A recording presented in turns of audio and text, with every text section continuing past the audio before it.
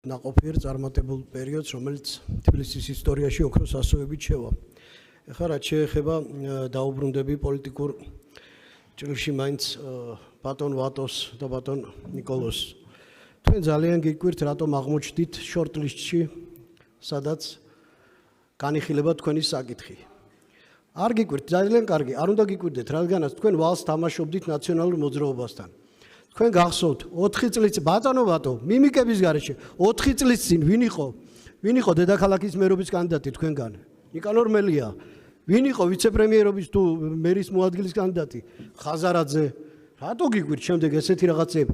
თქვენ შენ ჩაილაპარაკეთ იქ რომ მეო რუსთაველის გადაკეთებისთვისო ორჯერო გადაკვეთი, ვითომ აი ესე შემთხვევით გადაირბინეთ. თქვენ მიზანმიმართულად ადამიანური რესურსით, ფინანსური რესურსით არა, ფინანსური რესურსით, ადამიანური რესურსით ამხნევებდით, ამაგრებდით ანტისახელმწიფოებრივ მიტინგებს. თქვენ გამოიპარეთ უკანაკარიდან ეხლა თებერვალში, როდესაც მიხვდით რომ დაიშალა ეს ყველაფერი და შემდეგ ცალკე შეკარით გახარიას.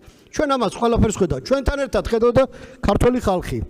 გარდა ამისა, თქვენი გაუმჭირვალე ქმედებებით გერმანიის ელჩთან ვერაფერს ვერ გაეცით პასუხი, ზოგი ალთას ამბობთ, ზოგი ბალთას ამბობთ. პირველად თქვენზე რა თქმა უნდა არა მაქვს საუბარი. აქ კრეფსიტი გახარია განიხილება, მოდი უკაცრავად, კრეფსიტი ლელო განიხილება აქ და არა პირველად თქვენ. ჩვენ ძალიან ბევრს ვეცადეთ, წეგან ციფრები დაასახელეთ, აღარ მახსოვს რომელიღაც თქვენთაგანმა რომ აი ესა და ეს განსხვავება არის პროცენტულიო და ვინ დაგიშალათ შემდეგ? მაქსიმალურად ვეცადეთ რომ ფერადი ჭრილი ყოფილიყო და ფერადი პალიტრა ყოფილიყო. და რა მოხდა თქვენის მეცადინეობით?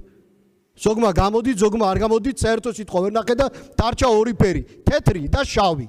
მადლობა ყურადღებისთვის. წარმატებებს გისურვებთ ყველას. მადლობთ.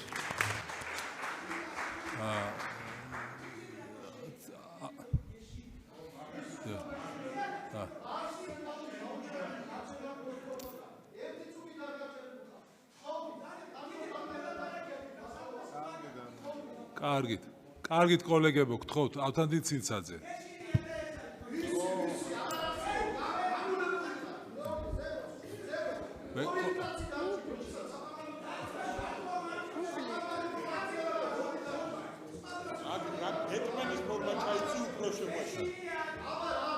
კოლეგებო, გთხოვთ შემდეგ გამოსვლას მიცეთ საშუალება.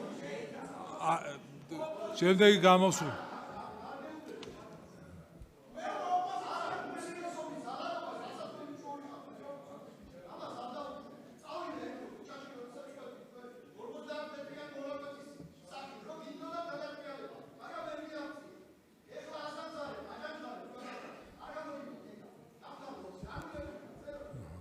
მადლობთ კოლეგებო.